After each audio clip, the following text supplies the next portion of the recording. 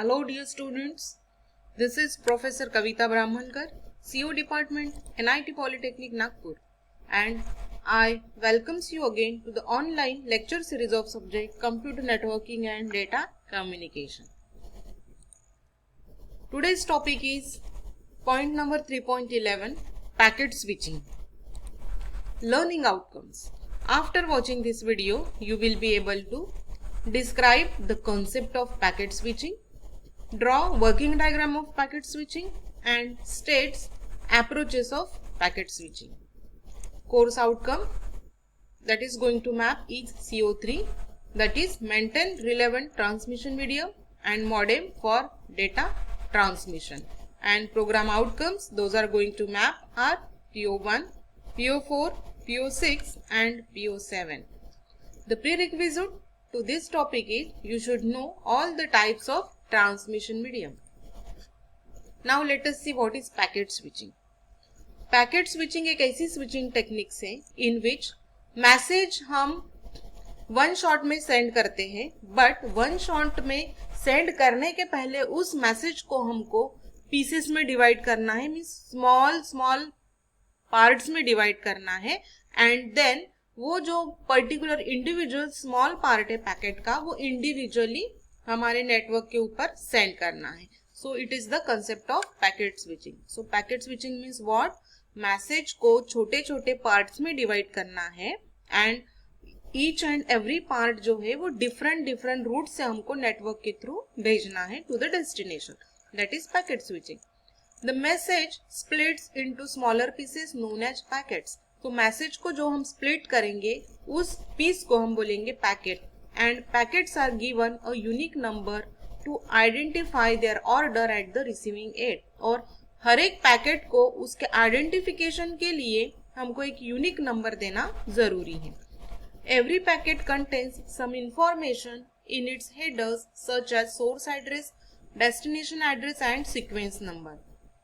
हमारा जो पैकेट है उस पैकेट में डेटा रहेगा, उसके बाद सोर्स एड्रेस रहेगा जहां से डेटा सेंड हो रहा है वो एड्रेस, जिसको डेटा सेंड करना है वो उस डिवाइस का address means destination address, and sequence number of that particular packet, so that receiver पे जाके अगर आउट ऑफ ऑर्डर में हमारे पैकेट्स वहां पे डिलीवर होते हैं रिसीवर साइड पे, तो उनको रीअसेंबल करने के लिए हमको सीक्वेंस नंबर जरूरी है.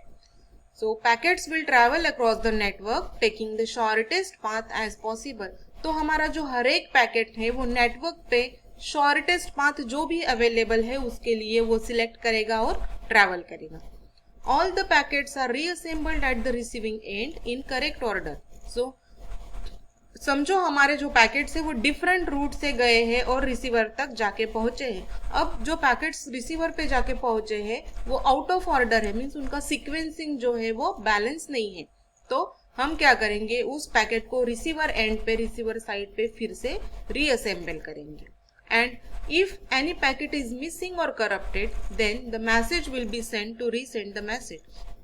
वाइल सीक्वेंसिंग और वाइल रीअसेंबलिंग हमको अगर ऐसा समझ में आ रहा है कि कुछ सीक्वेंस नंबर यहाँ से मिस हो रहा है, देन हम फिर से सेंडर को रिक्वेस्ट सेंड करेंगे वो मैसेज रीसेंड करने के लिए.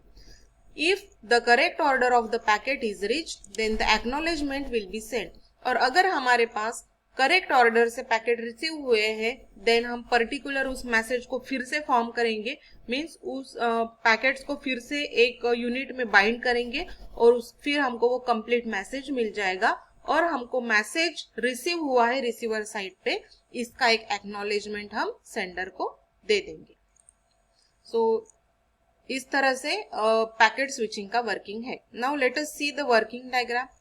This is sender A and this is receiver B. हमारे पास एक कंप्लीट मैसेज है, उस मैसेज को हमने 4 पैकेट्स में डिवाइड किया है और उनको सीक्वेंसिंग नंबर दिया है 1 2 3 4.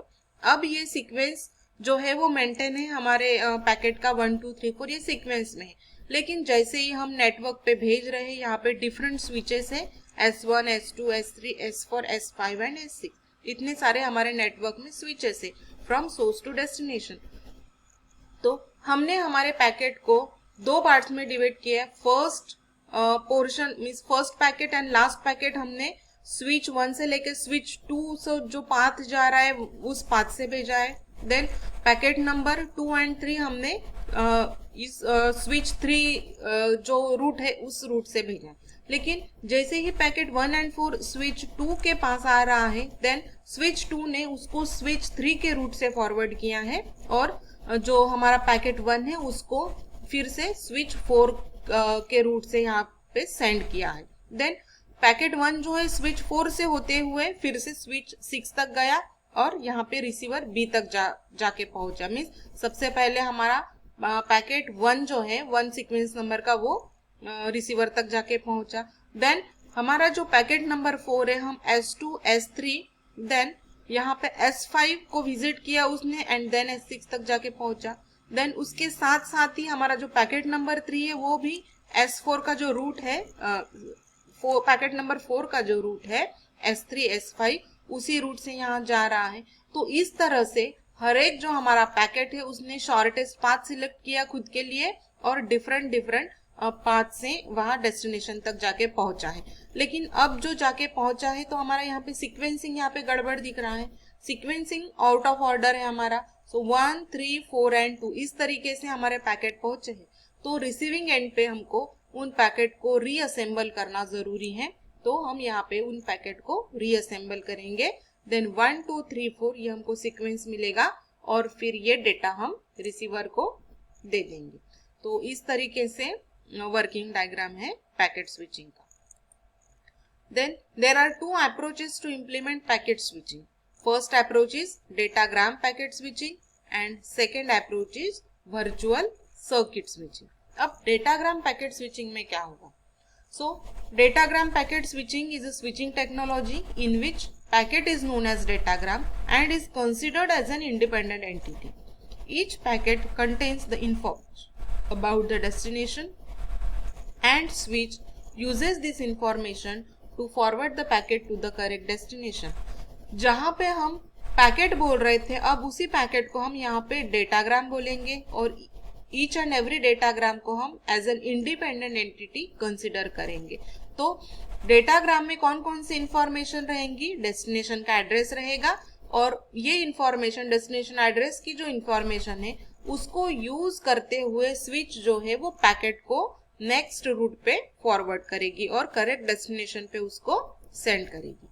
The packets are reassembled at the receiving end in correct order. So जैसे हमने वर्किंग डायग्राम में देखा है उसी तरीके से। लेकिन डेटाग्राम पैकेट स्विचिंग में जो हमारा पाथ है वो फिक्स नहीं रहता है। Okay, means whatever the path we are selecting here that is not fix. हमारे जो डेटाग्राम है वो कोई भी शॉर्टेस्ट पाथ सिलेक्ट कर सकते हैं और रिसीवर तक पहुंच सकते हैं। So intermediate nodes take the routing decisions to forward the packet. So intermediate जो switches हैं वो switches decision लेंगे कि कौन से रूट से पैकेट्स को फॉरवर्ड डेटाग्राम को फॉरवर्ड करना है या कौन से शॉर्टेस्ट पाथ उनके लिए सिलेक्ट करना है to reach the particular destination. Datagram packet switching is also known as connectionless switching. क्योंकि कनेक्शन लेस स्विचिंग क्यों बोला जाता है? क्योंकि जैसे हमने सर्किट स्विचिंग में इस्टेब्लिश करते थे एक रूट हम या पाथ इस्टेब्लिश करते थे, लिंक इस्टेब्लिश करते थे, तो वैसा कनेक्शन यहाँ पे इस्टेब्लिश नहीं हो रहा है बिटवीन सेंडर एंड रिसीवर। इसलिए हम डेटाग्राम पैकेट स्विचिंग को कनेक्शन लेस स्विचिंग भी बोल सकते हैं। Then next is virtual circuit switching. So virtual circuit switching is also known as connection oriented switching. So datagram switching is connection less switching and virtual circuit switching is connection oriented switching. Actually इसका नाम ही है virtual circuit switching। तो circuit switching में क्या होता है कि एक फिजिकल लिंक इस्टेब्लिश होती है, कनेक्शन इस्टेब्लिश होता है सेंडर और रिसीवर के बीच में। तो सेम उसी तरीके से एक वर्चुअल कनेक्शन जो है सेंडर और रिसीवर में इस्टेब्लिश होने वाला है in virtual circuit switching. In the case of virtual circuit switching a pre planned route is established before the messages are send. Sender और रिसीवर का जैसे ही हमको पता चल गया हमारे जो पैकेट के हेडर में सेंडर और रिसीवर का जो एड्रेस है वो एड्रेस देखने के बाद ही प्री प्लान्ड रूट डिसाइड किया जाता है। रूट जो है प्री प्लान्ड होता है और उन दोनों के बीच में सबसे पहले कनेक्शन इस्टेब्लिश होता है. So call request and call accept packets are used to establish the connection between sender and receiver. So call request ये एक एक्नॉलेजमेंट है एंड कॉल एक्सेप्ट ये भी एक एक्नॉलेजमेंट है. Means this is the name of packet, type of acknowledgement packets. तो ये packets हम यूज करेंगे to establish the connection. Means sender call request भेजेगा सबसे पहले एंड रिसीवर कॉल एक्सेप्ट ये जो पैकेट है वो सेंड करेगा सेंडर को. सो इस तरह से इन दोनों के बीच में कनेक्शन इस्टेब्लिश होगा. In this case, the path is fixed for the duration of a logical connection. जब तक हमारे डेटा के पैकेट्स खत्म नहीं होते हैं तब तक हमको ये जो पाथ है वो फिक्स ड्यूरेशन के लिए हमको असाइन किया जाएगा. मीन्स हमारा जो प्री प्लान्ड हमको जो पाथ दिया गया है वो कुछ टाइम ड्यूरेशन के लिए, मीन्स जब तक हमारे पैकेट्स कंप्लीटली रिसीव नहीं हो जाते हैं और हमको एक्नॉलेजमेंट नहीं मिलता है तब तक ये जो लॉजिकल वर्चुअल पाथ जो है वो कनेक्शन इस्टेब्लिश रहेगा. Now let us take an example with circuit diagram.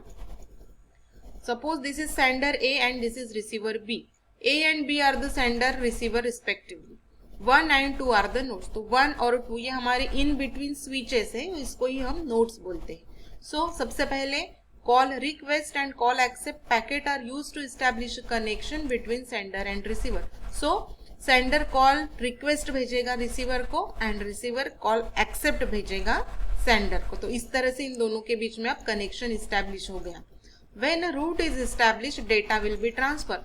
अब यहाँ पे कनेक्शन इस्टेब्लिश हो गया. अब डेटा ट्रांसफर के लिए रूट जो है हमको मिल गया. तो एक्चुअल जो डेटा ट्रांसफर है वो यहाँ पे हम इम्प्लीमेंट करेंगे. After transmission of data an acknowledgement signal is sent by the receiver that the message has been received. So data transmission के बाद सेंडर जो रिसीवर जो है वो एक्नॉलेजमेंट का पैकेट भेजेगा सेंडर को कि डेटा सक्सेसफुली रिसीव हुआ है.